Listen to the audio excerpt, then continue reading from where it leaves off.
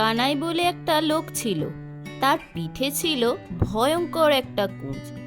বেচারা বড্ড ভালো মানুষ ছিল। লোকের অসুখে বিসুখে ওষুধপত্র দিয়ে তাদের কতই না উপকার করত, কিন্তু কুঁজো বলে তাকে কেউ ভালোবাসতো না। তার একটা ঝুড়ির দোকান ছিল। আর কোনো এমন ঝুড়িওয়ালা ছিল না যে তার মতো সুন্দর করে ঝুড়ি বুনতে পারে।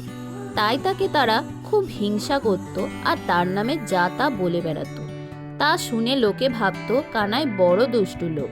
তাকে দেখতে পেলে সকলেই মুখ ফিরিয়ে থাকতো। বেচারা দুঃখের সীমানা ছিল না। এত বড় কুঁজ নিয়ে মাথা গুঁজে চলতে কানাইয়ের বড়ই কষ্ট হতো। একদিন সে একটু দূরে এক জায়গায় ঝুড়ি বেচতে গেল, আর দিন থাকতে থাকতে ঘরে ফিরতে পারল না। পথে একটা পুরনো বাড়ির কাছে এসে এমনই অন্ধকার হলো, আর তার এতই কাহিল বোধ হলো যে আর চলা অসম্ভব। সে জায়গাটা ভারী বিশ্রী। লোকে প্রাণান্তেও সে পথে আসা যাওয়া করে না। সবাই বলে ওটা নাকি ভূতের বাড়ি। কিন্তু কানাই তো খুবই পরিশ্রম করেছে, তার আর চলবার সাধ্য নাই। তখন সে কি করবে? সে ভাবল এখানেই একটু বসে জিরিয়ে নেওয়া যাক।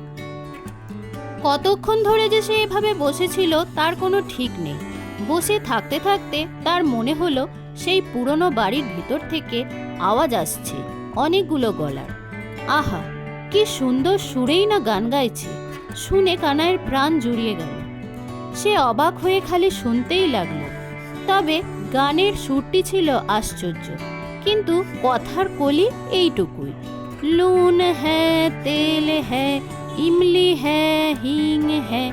শুনতে শুনতে কানাই একেবারে মেতে গেল। সে ভাবল যে তারও গানটা না গাইলেই চলছে না, কাজেই সেও গলা ছেড়ে গাইতে শুরু করলো।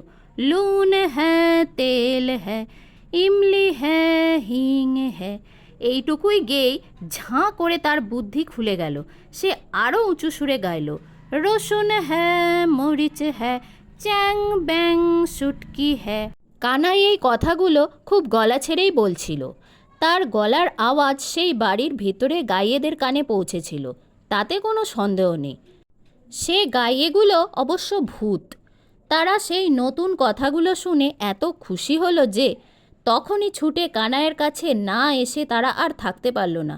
তারা এসে কানাইকে কোলে করে নাচতে নাচতে সেই বাড়ির ভেতরে বয়ে নিয়ে গেল। আর যে আদরটা করল, মিঠাই যে তাকে কত খাওয়ালো তার অন্ত নেই। তারপর সকলে মিলে নেচে নেচে ঘুরে ঘুরে গাইতে লাগলো, লুন হ্যাঁ তেল হ্যাঁ ইমলি হ্যাঁ হিং হ্যাঁ লসুন হ্যাঁ মরিচ হ্যাঁ চ্যাং ব্যাং সুটকি হ্যাঁ। কানাইকেও তাদের সাথে নেচে নেচে গানটা গাইতে হলো। তখন তার মনে হলো, কি আশ্চর্য, আমি কুঁজ নিয়ে চলতে পারি না, আমি আবার নাচলুম কি করে? বলতে বলতেই তার হাতখানি পিঠের দিকে গেল। এ কি,